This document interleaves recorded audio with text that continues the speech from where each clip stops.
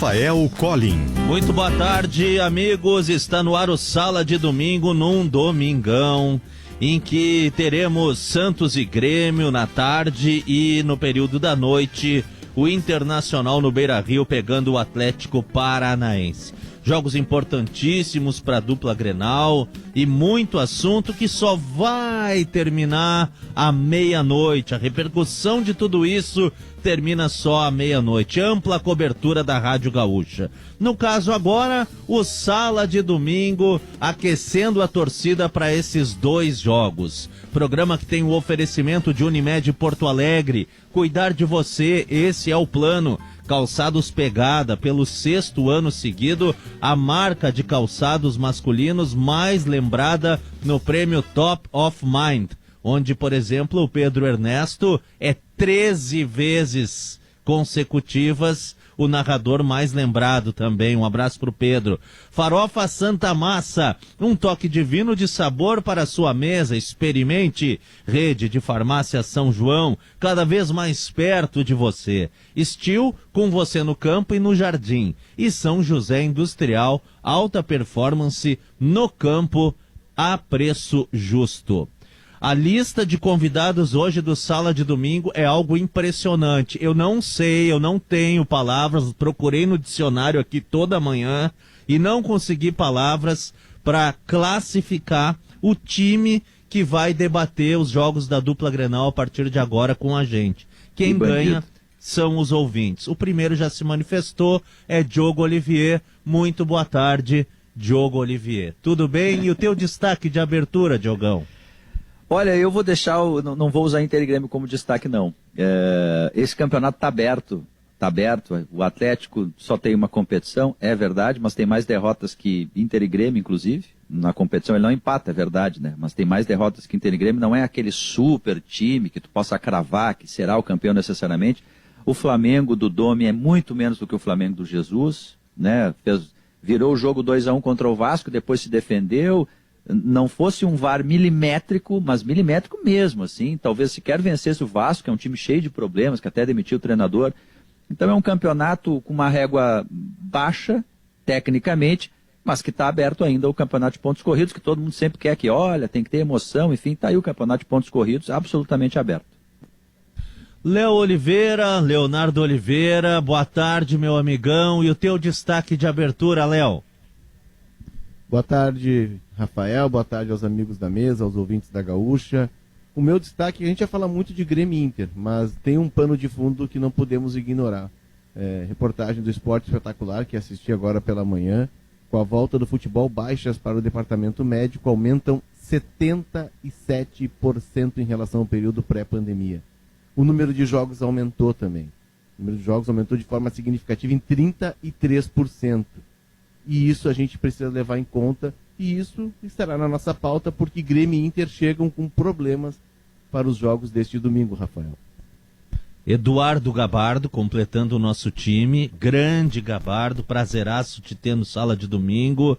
Tudo bem, Gabardinho? E o teu destaque de abertura? Prazer é todo meu, Cone. Boa tarde a todos, boa tarde ao Diogo. Boa tarde ao Leonardo. Olha, deixa eu trazer como primeiro destaque aqui, eu tô olhando o Cone, e daqui a pouco vamos falar muito de Inter e Grêmio, e neste grande domingo para a dupla Grenal no Campeonato Brasileiro. Mas eu tô com a tabela de classificação aberta, e tô vendo aqui. Primeiro colocado do Campeonato Brasileiro Série A. Primeiro colocado o Atlético Mineiro. Segundo Flamengo. Terceiro São Paulo. Quarto Inter. Quinto Palmeiras. Sexto Fluminense. Esta é a zona da Libertadores. E eu parei, olhei e pensei o seguinte...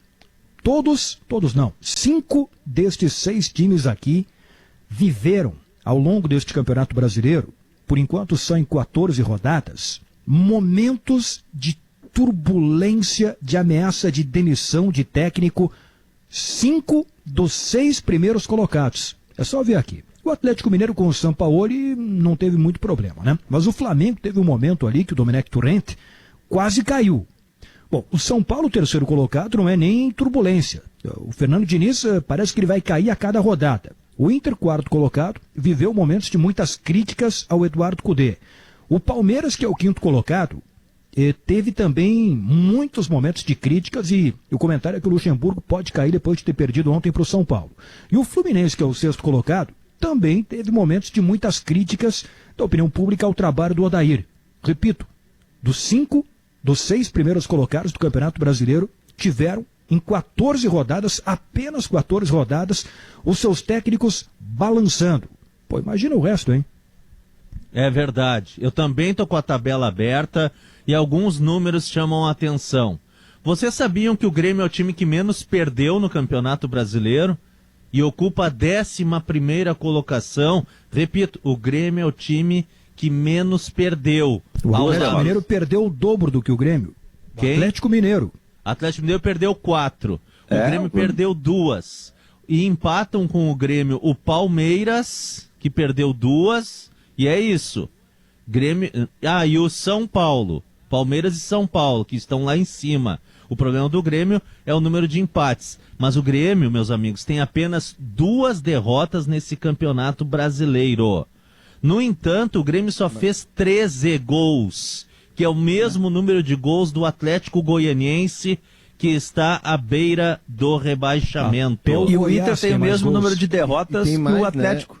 O Inter e Grêmio tem o Atlético Mineiro e o Inter tem o mesmo número de derrotas. É que o problema é que o Atlético não empata. 0 empates. 0. E o Grêmio, isso aí, e o Grêmio empates. ganha pouco, né? O Grêmio só ganhou mais do que Goiás, Bragantino e Botafogo. Só 3 vitórias. O Grêmio empata muito, perde pouco, né? E ganha pouco. E isso explica a campanha mediana que faz o Grêmio. A tabela explica muitas coisas.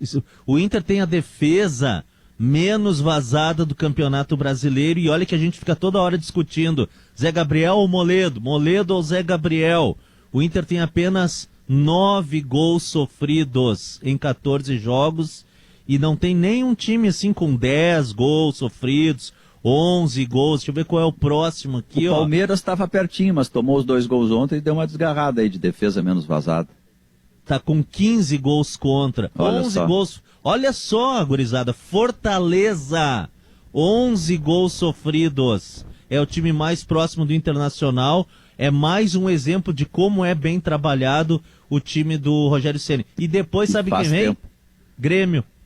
Depois vem o Grêmio, com uma defesa com apenas 12 gols sofridos, mas o problema do Grêmio é o ataque. Ô Colin, já que tu tá com a tabela aberta aí, dá uma olhada lá na zona do rebaixamento. Quantos que tem pontuação de rebaixamento, 15 pontos, mas não estão na zona de rebaixamento? Só para essa ideia do campeonato aberto, para onde você olhar para a tabela. Bem lembrado, 1, 2, 3, 4, 5 times. Atlético Paranaense, Bahia, Ceará, Corinthians e Atlético Goianiense. 5 times com 15, que é o mesmo número de pontos do Botafogo, que por ter empatado 9 jogos, tem apenas 2 vitórias e aí fica atrás desses outros times citados, porque tem menos vitórias com os mesmos 15 pontos. Ou seja, a gente tem a metade da tabela de classificação com pontuação de rebaixamento. Olha como esse campeonato está achatado e ele está completamente aberto. Quase metade dos integrantes, 9 aí, é isso que você contou,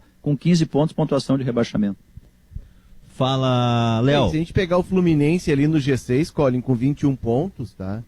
Até o Sport, 20 pontos. Vamos deixar, cortar por aí o 9º colocado, ele está disputando vaga no G6, né? Enfim, é um equilíbrio, mas eu acho que esse equilíbrio ele está muito ligado, aliás, ele está totalmente ligado ao número que eu trouxe na abertura, né? Do aumento de lesões, do aumento de jogos, né? A gente teve um aumento de 33%.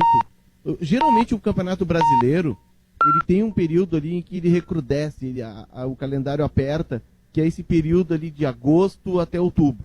É histórico, porque o primeiro turno, vamos voltar no velho normal, o primeiro turno do Brasileirão ele é disputado de março a setembro, e o segundo turno é de outubro ao começo de dezembro. Então a gente tem muitos jogos num período curto, e também tem os mata-matas que começam a aparecer, de Libertadores, de Copa do Brasil, quando entram, né, nas oitavas de final. Só que esse ano, além desses mata-matas, a gente tem o fato de que todo o campeonato ele está espremido nesse período. E isso impacta na qualidade do jogo. Os jogos são ruins, os clubes perdem muitos jogadores, né? Não tem reposição. O Luxemburgo reclamar de reposição Olha, se ele tá balançando no Palmeiras, é te chamar na sala do RH e conversar com ele. O Palmeiras não pode reclamar de reposição, né? Então, Palmeiras, Flamengo e Atlético, que tem uma competição apenas, esses estão tranquilos. O Atlético até contratou bastante. Mas os demais, eles sofrem muito com perda de jogadores. Mesmo o Grêmio, que tem um grupo um pouco mais equilibrado, está sofrendo muito. O Inter nem se fala. O Inter perdendo o Bosquilha e o Edenilson, o Inter se desfigura totalmente, porque não tem reposição. Né? É o retrato do nosso campeonato. E eu acho que a nossa análise, ela nunca pode deixar de levar isso em conta. Eu me lembro que no período da pandemia a gente dizia, quando voltar nós vamos ter que olhar com outro filtro, e a gente não pode esquecer desse filtro, porque vai ser um futebol totalmente afetado. A gente vai ter que ter uma análise muito mais criteriosa, justamente por isso. E também surpreendeu, Diogo, a questão do ramonismo ser demitido, né, ser interrompido o ramonismo. Não pode o clube como o Vasco demitir um treinador num cenário desse, sendo que o Vasco também não tem muitos recursos. Né? Mas, enfim, cabeça de dirigente vai entender, né? O Cristiano Munari, o nosso colega, o Cristiano Munari, ele fez uma frase, para mim é melhor, por enquanto, que eu ouvi no nosso grupo ali, sobre a demissão do técnico do Ramon Menezes, o técnico do Vasco. Que ele diz o seguinte: treinador de time ruim não pode ganhar. Treinador de time ruim não pode ganhar 2, 3 em sequência, porque os caras o dirigente, cartola, estatutário, acha que dá. Acha que porque o clube é grande, o time necessariamente é grande. E tudo vai voltar a fluir, enfim. Os times do Rio, eles estão sempre pressionados pela grandeza do Flamengo, né? Que mesmo com problemas lá de Covid, consegue resultados, enfim, e se torna hegemônico. Mas é preciso ter o mundo real, né? O Flamengo está muito à frente dos times do Rio de Janeiro.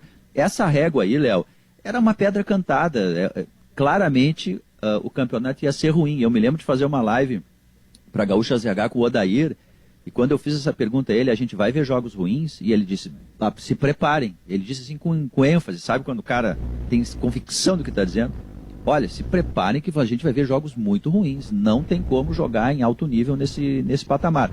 A questão é que é para todos, né? Desfalques, Inter e Grêmio tem, os outros também tem. O Santos hoje talvez jogue sem Marinho, sem Soteldo, que está na seleção. Os dois melhores jogadores do meio para frente. Perdeu o Carlos Sanches.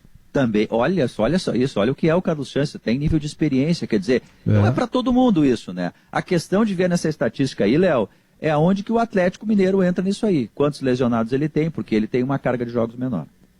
Sabe onde é que entra a estatística do Galo Mineiro, olhando a tabela aqui? Não em termos de lesões, mas outra coisa que chama atenção, esse jeito meio louco do Sampaoli aí, ou ganha ou perde, ou muda o jogo, muda esse sistema no meio do jogo, faz trocas a hora que ele quer. O Atlético Mineiro é o único time que não empatou. E nesse negócio dos 3 pontos aí, vitória vale 3 pontos, ele tem 10 vitórias e tem 4 derrotas. Ele não empatou, e aí o jogo dele é assim, ou ganha ou perde, vai com tudo, e aí ele tem 30 pontos e tá lá agora, livre, na frente. Eu vou dizer uma coisa, Cone.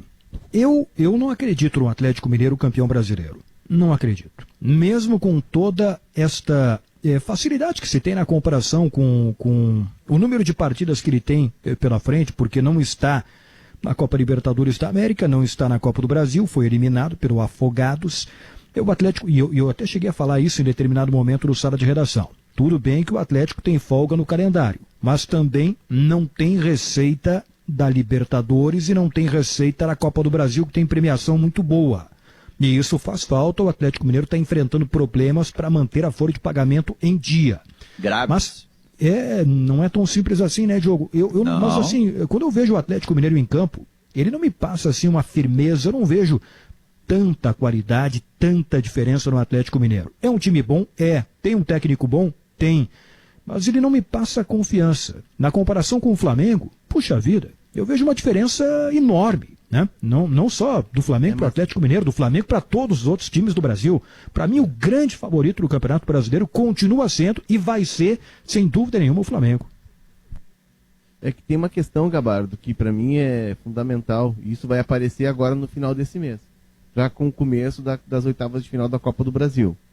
E aí, enquanto os times estiverem estresse de mata-mata, de jogo decisivo, isso impacta no jogo antes, porque o técnico começa já a projetar o jogo do domingo pensando no mata-mata da quarta, e o jogador fica com o foco dividido. O jogador já começa a pensar, pô, eu vou perder aquele jogo o jogo da visibilidade, aí ele já tira um pouquinho, inconscientemente tira um pouquinho o pé no domingo, e depois tem o desgaste, que o mata-mata ele é emocionante para quem assiste, é saboroso, é espetacular. Só que o desgaste físico e principalmente o mental que tem o jogador de futebol no mata-mata, ele repercute no próximo domingo.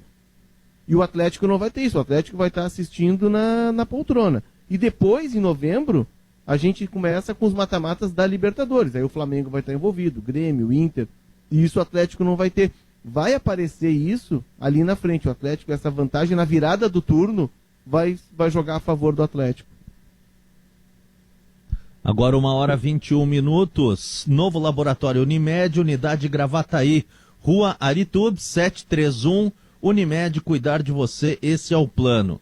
A Calçados Pegada conquistou pelo 6º ano seguido o prêmio Top of Mind como a marca de calçados masculinos mais lembrada pelos gaúchos. Pegada, essa conquista é de todos nós. Farofa Santa Massa, um toque divino de sabor para sua mesa, experimente. Hexacampeã, a rede de farmácia São João é Top of Mind pelo 6º ano consecutivo. A marca é a mais lembrada pelos gaúchos e uma das 5 maiores marcas do estado. Pro Jardim Steel, o curso de jardinagem online e gratuito. Cadastre-se em jardimdasideias, tudojunto.com.br/projardim e aproveite. Quer garantir maior produtividade na sua propriedade rural? Conheça os implementos agrícolas da São José Industrial. Alta performance no campo a preço justo. Já avaliamos um pouco a tabela, já avaliamos essa situação aí do desgaste dos atletas, que é uma realidade. E agora, com desgaste mesmo, vamos para os jogos. Primeiro, o jogo mais cedo, que é Grêmio e Santos, na Vila Belmiro. Depois, Inter e Atlético Paranaense no Beira-Rio. Grêmio e Santos, que dificuldades vocês acham que o Grêmio vai ter nesse jogo? E se dá para sair com 3 pontos e o Grêmio subir de 17 para 20, acaba não subindo muito. Sobe da 11ª para a 9ª colocação no Campeonato Brasileiro. Vou pegar o ficha 1 aí, rapidamente, para a gente começar a conversar sobre esse jogo. O Grêmio não tem Matheus Henrique. E o Matheus Henrique, especialmente na ausência do Michael, que pode voltar, é um jogador muito hegemônico no meio campo do Grêmio. Assim. O que o Grêmio tem ainda daquela ideia, daquela memória tática e técnica lá do DNA, de trocar passes, de ter posse de bola, de finalizações, passa muito pelo Matheus Henrique. É difícil até de imaginar que tipo de repercussão um jogador apenas, sendo ele o Matheus Henrique, pode representar para o Grêmio em qualquer partida. Se o Michael não tiver e não vai estar em função do ritmo, no mínimo, né? A ausência desses 2 jogadores em algum momento da partida pode ser crucial para o Grêmio contra o Santos, que possivelmente não tem a Marinho, não vai ter o Soteldo, enfim, mas essa ausência do Matheus Henrique, independentemente do desenho tático que o Renato vai colocar em campo, até acho que ele vai ser mais conservador do que foi na última vitória, que ele voltou o modelo anterior. A ausência do Matheus Henrique é a questão central para o Grêmio resolver. Gabardo. Eu acho que é jogo igual, Cone. Porque, primeiro, os desfalques, eles estão presentes nos 2 times.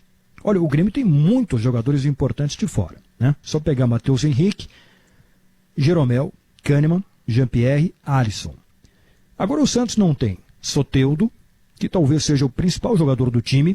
O Carlos Sanches teve uma lesão muito grave recentemente, está fora aí de todo o Campeonato Brasileiro. E aí tem que ver o Marinho, né? Se o Marinho não jogar, olha, é uma perda extremamente importante para o Santos. E tem o Raniel. Tem o Alisson também. Volante ainda, né? Também, Diogo, também. E o Raniel também está fora, né? Então é muita gente importante fora, de lado a lado. Me parece assim que, olhando time por time, com o grupo completo, eu vejo o Grêmio com um elenco superior, né? Com um time melhor. com um grupo que já vem com uma sequência de partidas nos últimos anos muito mais eficiente na comparação com o Santos, mas tem que considerar que o jogo é na Vila Belmiro. Então, assim, eu acho que o jogo é muito igual, acho que vai ser um jogo muito parelho.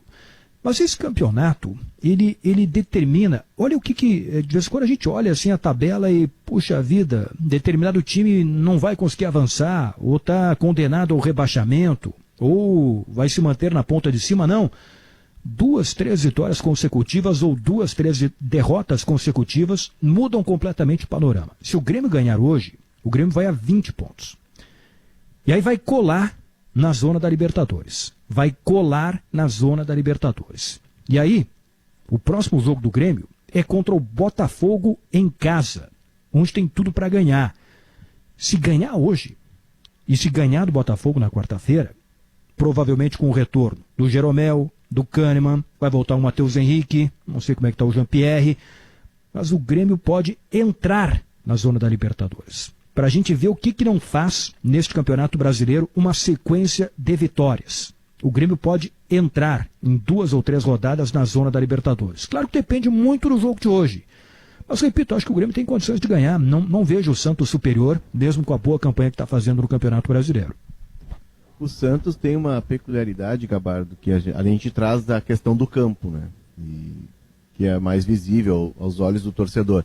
Mas o Santos tem uma peculiaridade, que é a questão política, que dos 20 clubes da Série A, 11 tem eleições nesse ano. Nesse ano maluco, nesse ano atípico. E isso a gente viu aqui, que aconteceu no Inter, efervesce o ambiente político, né? Faz borbulhar o ambiente político. O Santos, é verdade, por um outro motivo, não é o motivo do Inter. O Inter é uma questão meramente política, de divisão de grupos, né? Mas o Santos está com o presidente afastado num processo de impeachment por irregularidades nas contas de 2019, né? E na reunião do Conselho, de 176, 176 votantes, 161 votaram a favor do afastamento dele.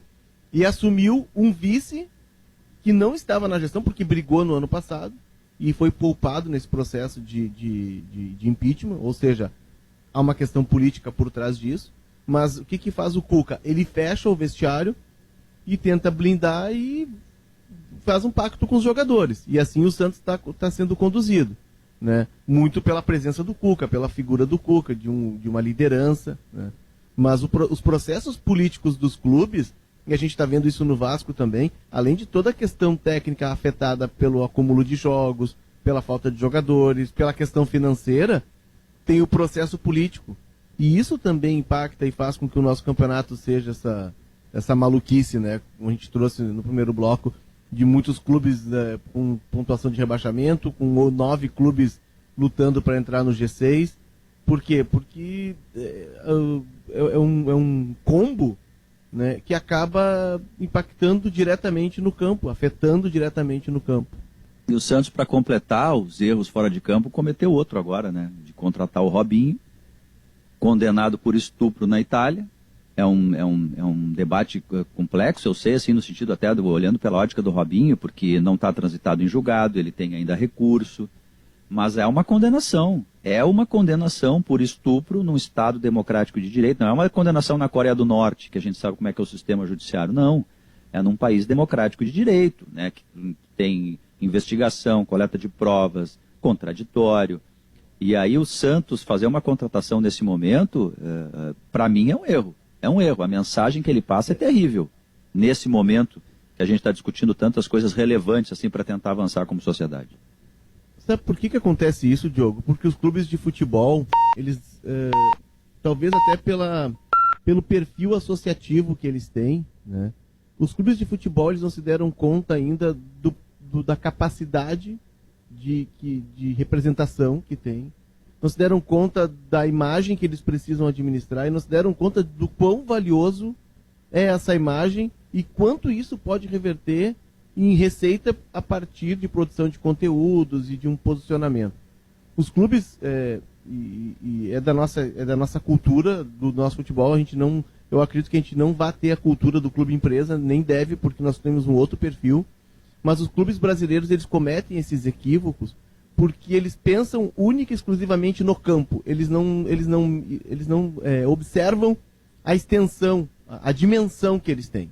Se o Santos observasse a dimensão que ele tem e o espaço que ele ocupa na sociedade, o Santos não contrataria o Robinho. O Santos cuidaria. O Santos tomaria maior precaução. E esses deslizes acontecem porque os clubes não se deram conta disso ainda. Os clubes pensam única e exclusivamente no campo e não no papel que eles precisam desempenhar e da importância que eles têm, da caixa amplificadora que são na emissão de mensagens para a sociedade como um todo.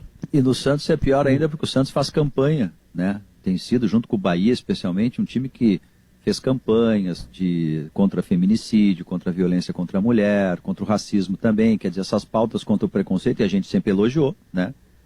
Passa uma ideia que é da boca para fora, que é só uma questão para dizer que está agindo, e agora com essa questão do Robinho dá um passo atrás. É porque outro dia a gente debateu, Léo. Oi. Vai lá, Gabardo. A gente debateu isso aí, Léo, outro dia no Sala. O futebol é assim, a única atividade profissional onde se criou uma cultura. Se pode tudo, né? O torcedor pode tudo, o jogador pode tudo. E foi se criando essa cultura. E além dessa questão de campo que você citou, acho que tem um outro detalhe. Tem muito dirigente que joga para a torcida. E a torcida, ela é curiosa. Eu não vou generalizar, mas eu tenho certeza que muitos torcedores estão apoiando a contratação do Robinho e condenando os jornalistas que estão contestando o que está sendo feito, né? Agora, se você muda de clube, vai acontecer o inverso. Esses torcedores do Santos que estão apoiando a contratação do Robinho provavelmente se posicionariam contra. Mas aí é que não é o seu time que está envolvido, né? Então é uma questão geral de cultura. O torcedor, a partir do momento que ele deixar de ser fanático e colocar o seu time na frente da razão, quando isso continuar a acontecer, essas coisas vão permanecer ocorrendo no futebol brasileiro. E não é só no futebol brasileiro, é no futebol mundial. Então acho que tem esses pontos. Se criou a cultura de que no futebol pode tudo. E não é assim, não pode tudo. E depois tem muito dirigente que joga para a torcida. E a torcida acha isso, o dirigente faz isso, faz esse tipo de coisa. Acho que tem muita coisa a ser analisada se a gente for a fundo no que acontece em situações desse tipo. No Brasil tem clube que contrata o goleiro Bruno, Léo. No Brasil tem clube que contrata o goleiro Bruno, e aí a galera vai lá na grade, lá onde, no CT, no treino do Bruno, vai lá na grade, e aí quando termina o treino vai lá e tira foto com o Bruno. Isso. Esse é o cenário cultural que o Gabardo falou, em que o dirigente contrata para aparecer e o torcedor vai lá porque aprova a contratação do time dele. De um criminoso do time dele. Por vezes parece que o futebol ele vive numa realidade paralela, com leis próprias, né, com uma permissividade que é só dele, e o futebol não se dá conta da ferramenta poderosa que é para ajudar no avanço, na evolução da sociedade, para ajudar na educação, e não é educação de sentar na sala de aula, de instrução, não, é educação no sentido mais amplo, né, de mostrar para as pessoas o que está acontecendo no mundo, as mudanças que estão vindo, o que é certo e o que é errado. O Gabardo futebol meio que ignora isso, ele não quer usar essa ferramenta, ele ignora. Desculpa, Leonardo, te interrompi. O Gabardo ele trouxe uma questão que é muito importante para explicar como é que pode acontecer fatos como esse do Robinho contratado pelo Santos, condenado por estupro, que é o que gerou o início do nosso debate aqui. Tem dois cenários. Um deles é assim, que o futebol ele tem uma raiz que é, no Brasil, autoritária, coronelista, de canetaço, de um decidindo por todos. É assim desde o regime militar. Vocês vão lembrar, enfim, talvez alguns lembrem, né? Porque eu sou mais velho aqui, suponho. A menos que alguém esconda a idade aí. Aquela história de onde a Arena vai mal um time do Nacional, onde o MDB vai bem um time também. Quer dizer, inchava o Campeonato Brasileiro para entreter as pessoas e não ver o que estava acontecendo nos porões da ditadura, enfim, aquilo que a gente já conhece no auge do regime militar. Então, a gente ainda hoje tem dirigentes no interior e na capital também, que são muito coronéis ainda. São muito coronelistas, né? O futebol é muito autoritário. E o autoritarismo, ele está umbilicalmente ligado ao preconceito, machismo, homofobia, né, intolerância, basicamente. Por isso. E o outro ponto é que quando a gente discute, aí é exatamente o que disse o Gabardo, com muita propriedade. Quando a gente discute essas questões do futebol, violência de torcidas, entrou no CT, como é que vai conversar com quem não quer diálogo, a gente acaba às vezes dizendo, não vamos chamar de torcedor. Isso aí é bandido, isso aí tem que tratar com caso de polícia. Quase como se a gente tirando o futebol da responsabilidade desse cenário todo. E não é verdade. Isso aí é produzido pelo ambiente do futebol. O futebol alimenta e incentiva esse tipo de gesto, como corretamente o seu Gabardo, o jogador chega no aeroporto, ele coloca lá o boné da organizada, ele vai lá dar uma curtida na rede social, porque é sempre legal ficar bem com a torcida organizada. Os dirigentes, quando aceitam conversar com torcedores que invadem CT, eles estão legitimando esse tipo de procedimento. O Cássio foi conversar com os torcedores agora do Corinthians, e aí os torcedores do Corinthians, a Gaviões da Fiel, largou uma nota oficial dizendo, olha aí, ó, viu? O Cássio disse que não teve problema lá conversar, e ele falou que tá certo mesmo, que a gente tá certo em criticar. Legitima o processo. Então o futebol, os agentes do futebol, nós às vezes até, jornalistas, quando a gente valoriza o império do resultado, o treinador perde 2 partidas, tem que demitir, porque só um ganha, mas enfim, parece que todo mundo tem que ganhar. O futebol acaba reforçando esse processo todo. É algo bem complexo, assim, o que resulta desse fato de agora, a contratação do Robinho. O Sala de Domingo vai a um intervalo comercial, voltamos em seguida para falar de Inter e Atlético Paranaense às 8h30 da noite no Beira-Rio. O Sala é um oferecimento de Unimed Porto Alegre. Sala de Domingo sem perder tempo, 1h42. Nós vamos até 1h55. Então temos 13 minutos para debater ainda. Só para completar, a tabela segue aberta aqui no meu computador, ainda sobre o Grêmio, para em seguida a gente passar para o Internacional. Estava olhando os gols feitos do Grêmio, 13 gols. O Goiás tem mais gols que o Grêmio e é o Lanterna com 17, tem 4 gols a mais que o Grêmio. O Bragantino, vice-lanterna, tem 2 gols a mais que o Grêmio. O Botafogo, que também está na zona do rebaixamento, tem 1 gol a mais que o Grêmio. O Corinthians tem 3 a mais. O Bahia tem 5 a mais que o Grêmio. Só para citar aí os que estão abaixo do Grêmio e que tem mais gols que o Tricolor. Tá na hora do Tricolor botar essa bola na rede e tem que ser hoje à tarde contra o Santos nessa parada dificílima. O Inter pega o Atlético Paranaense, o Atlético com H, e aí Diogo Olivier, Leonardo Oliveira, Eduardo Gabardo. Antes deixa eu dizer que o Sala de Domingo é para São José Industrial, alta performance no campo a preço justo, Estil com você no campo e no jardim, rede de farmácia São João, cada vez mais perto de você, Farofa Santa Massa, um toque divino de sabor para a sua mesa, experimente. Calçados Pegada, pelo 6º ano seguido a marca de calçados Atlético Paranaense é o nosso assunto agora no Sala de Domingo. Quem se habilita?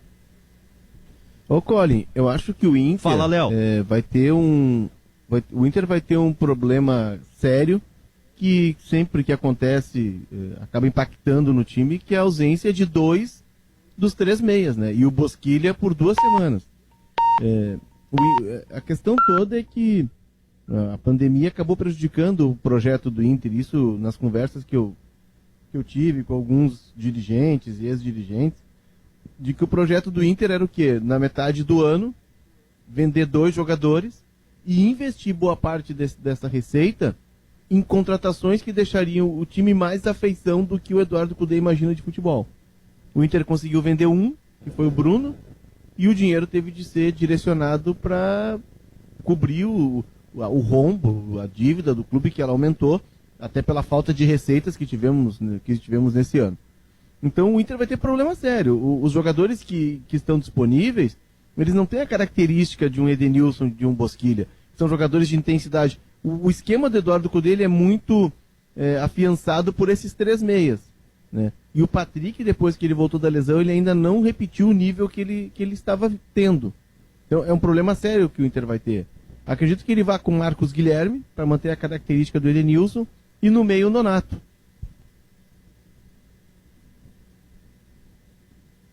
A questão da pandemia, de não ter jogadores, ter um grupo curto, eu concordo com o Léo. só que eu insisto que é para todos, tirando um ou outro ali, né? Flamengo, Atlético, talvez que tem mais opções. Então, assim, o Inter não pode usar isso como escudo para tudo que eventualmente der errado, né? O Inter tem que tentar encontrar soluções, isso também está na conta do técnico, né? A pandemia não veio só para o Inter, veio para todos. Eu entendo que algumas decisões do Eduardo Cudê poderiam ajudar o Inter nesse processo de dificuldades, como bem disse o Léo. Por exemplo, a escolha do Heitor é um acerto. Ele podia ter escolhido o Rodinei como jogador assim, olha, esse aqui em tese é o titular, tirando o rodízio e questões físicas. É um acerto. Sabemos até onde vai o Rodinei, né? O Rodinei, no final do ano, vai ser devolvido para o Flamengo. O Heitor pode ser um jogador assim que no futuro talvez não seja brilhante, mas a gente não sabe até onde ele vai, né? Ele pode acrescentar algo mais. Cruzamento, por exemplo, já fez um para o Galhardo fazer gol. 3 jogos que ele tem uma regularidade em bom nível. É uma solução que aconteceu, que estava ali no elenco de jogadores e que corretamente tomou a decisão o Eduardo Cudê. Outra decisão, deixar o Galhardo lá mais adiantado. O Inter tem 19 gols no Campeonato Brasileiro, 12 são do Galhardo e os outros 7, ou ele dá o passe ou ele dá o terceiro passe, que é entregar a bola para o cara que dá assistência para o gol. Então ele está participando diretamente, e boa parte nessa função mais adiantada. Bom, para isso tem que escolher um outro jogador, que não seja o Abel Hernandes, que daqui a pouco, problema de ritmo, lá adiante ele pode dar sua contribuição. Eu entendo que naquela função, embora não seja atacante nato, o Peglo pode ser algo diferente, né? Até onde vai chegar o Peglo? Não sabemos, mas ele pode ser um jogador diferenciado na história do Inter. O Potker nós já sabemos até onde ele vai, o Leandro Fernandes a gente já sabe onde ele vai ou não vai, o Abel Hernandes a mesma coisa, né? Até o próprio Marcos Guilherme tem muita velocidade, né? Mas ele tecnicamente ele não está conseguindo entregar resultado. Então acho que dá para o Eduardo Cudê, em algumas questões específicas ali, ele encontrar alternativas melhores, né? E ele já tem esse desafio no jogo contra o Atlético. Gabardo, se teu nome não fosse Eduardo Gabardo e fosse Eduardo Cudê, tu escalaria qual time do Inter hoje? Olha, Cone, bom, Lomba, Heitor, Moledo, mas acho que ele vai colocar o Zé Gabriel, né? Cuesta e o Wendel. Heitor, Moledo, Cuesta e o Wendel. Rodrigo Lindoso, Nonato, eu não colocaria o Marcos Guilherme, colocaria o D'Alessandro, Patrick, Thiago Galhardo e Abel Hernandes. Mas acho que ele vai colocar o Potker ao lado do Thiago Galhardo na frente e acho que ele vai colocar o Marcos Guilherme no lugar do Bosquilha. Acho que o jogo hoje é muito difícil para o Inter, apesar do Atlético não estar fazendo uma boa campanha. Mas é que o Inter tem alguns problemas de peças de reposição que não tem a qualidade suficiente. E acho que preocupa um pouco a insistência do Cudê com alguns nomes que já estão marcados, né, negativamente junto ao torcedor do Inter. Ele insistiu muito com o Musto, agora acho que desistiu. Claro que quando houver necessidade vai colocar, desistiu o que eu digo em relação ao time titular. Mas ele continua insistindo com o Marcos Guilherme, que eu acho que é um jogador que não tem a capacidade para dar a resposta que o Inter precisa e pelo jeito vai continuar insistindo no Potker. Acho que esse é um motivo de preocupação para o torcedor do Inter. Então o time que eu colocaria seria esse, né? Com o D'Alessandro no lugar do Bosquilha, o Nonato é no lugar do Edenilson e o Abel Hernandes, mesmo com todos os problemas que ele tem, acho que é um jogador, pelo que mostrou até agora, insuficiente, mas acho que seria uma alternativa melhor do que o William Potker. E o Moledo no lugar do Zé Gabriel, né? O Moledo no lugar do Zé Gabriel. Eu trabalhei no jogo Flamengo e Atlético Paranaense e eu esperava um Atlético Paranaense mais recuado, esperando o poderoso Flamengo. Que nada. O Atlético Paranaense partiu para cima no primeiro tempo, marcou lá na entrada da área para evitar aquela saída de bola com o Flamengo, com o Arão, com o Gerson e depois com os articuladores lá mais à frente de extrema qualidade. E foi intenso, marcou alto, tirou espaço. Resultado, primeiro tempo 0-0 e o Atlético Paranaense criando boas oportunidades porque roubava essa bola do Flamengo.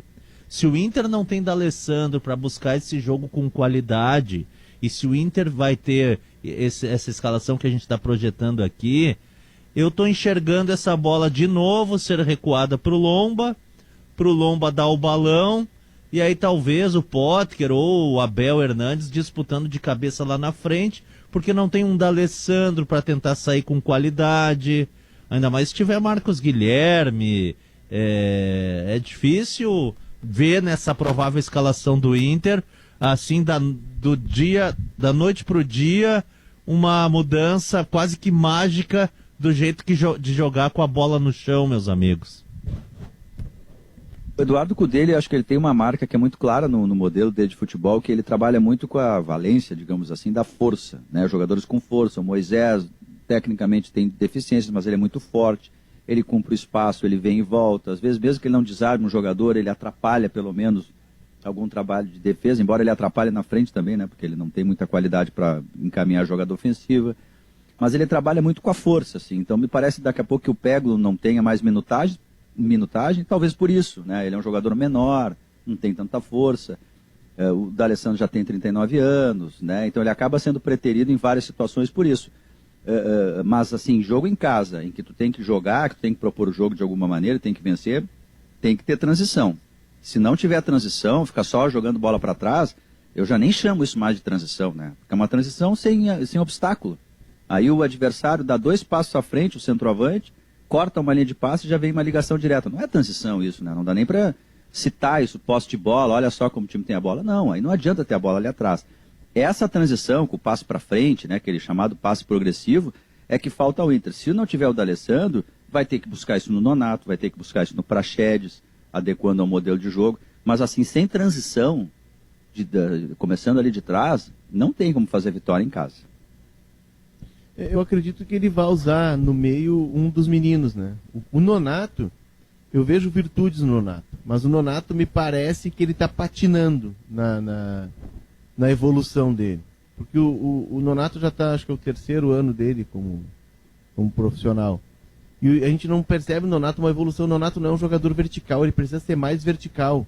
O Nonato é um cara que roda muito com a bola. E isso acaba atrasando a transição do time. Eu vejo potencial nele, acho que é um jogador que precisa ser trabalhado, né? E aí que quando eu defendo a permanência dos técnicos, é justamente para isso, é para pegar um jogador como o Nonato, é fazer o que o Bielsa faz, né? O Bielsa, ele não é referência de graça. O Bielsa pegou um grupo de jogadores que jogava Championship no Leeds, ele não subiu no primeiro ano, por um detalhe, foi mantido, e hoje ele fez desse grupo de jogadores da 2ª divisão jogadores de Premier League. Por quê? Porque tem trabalho do técnico.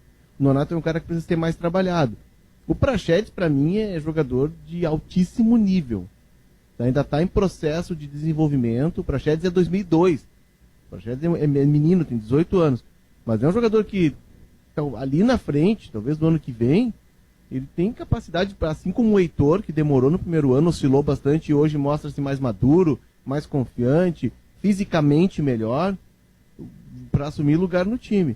Mas eu concordo com o Diogo, precisa ter essa figura, porque senão o Inter vai viver da bola direta, e aí se o Galhardo passar a noite recebendo bola no pescoço, ele não vai ter como jogar, né? E esse é um jogador que o Inter precisa usá-lo bastante e acioná-lo bastante. O Colin falou do Atlético Paranaense. O Atlético, o Atlético é um clube de ciclos, né? Ele monta um time e evolui esses jogadores e vende, né? Ele vendeu muitos jogadores, inclusive 2 deles estavam na seleção brasileira, né? Sexta-feira. Até a gente não falou de seleção, a grande atuação da seleção.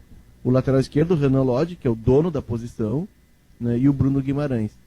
Então o Atlético está começando um novo ciclo. Não é um time que a gente vai ver esse ano. E tem muitos meninos, né? Tem o Christian, que era aqui do Juventude, tem o Eric, 22 anos, tem um colombiano, Alvarado, que eles contrataram no clube da Espanha, do Badajoz. É um time novo, e agora o que se diz em Curitiba é que o Atlético tem um centroavante, que estava dando sopa no mercado. Renato Kaiser, o contrato dele com o Cruzeiro terminava agora no início do ano, no final do ano, aliás. Ele está emprestado para o Goianiense, e ele trocou o Goianiense pelo Atlético Paranaense. É muito bom jogador. É um time rápido, é um time jovem, e vai fazer isso, o Colin vai marcar a saída de bola do Inter. E quando marcam a saída de bola do Inter, o Inter se complica. Então tá, meus amigos, era isso no Sala de Domingo de hoje. Tem muito mais futebol nesse domingão, 11 de outubro. O Sala é para São José Industrial, alta performance no campo a preço justo. E Bardo, um bom resto de domingo e uma excelente semana. Muito obrigado, Cone. Daqui a pouco tô na transmissão de Santos e Grêmio. Grande jogo daqui a pouco pela Gaúcha. Abraço, Diogo Olivier. Valeu, Barão. Obrigado. Abraço. Tchau. Um abraço, Léo. Bom domingo para todos nós e que a dupla se saia muito bem nesse domingão. E um beijo especial para aniversariante do dia, minha filhada, minha sobrinha Letícia Bentes Collin, que hoje está completando 20 aninhos de vida. Coisa linda. Parabéns, Lelê. Um abraço para todos. Vem aí o gigantão, grande Luciano Périco e o pré-jornada.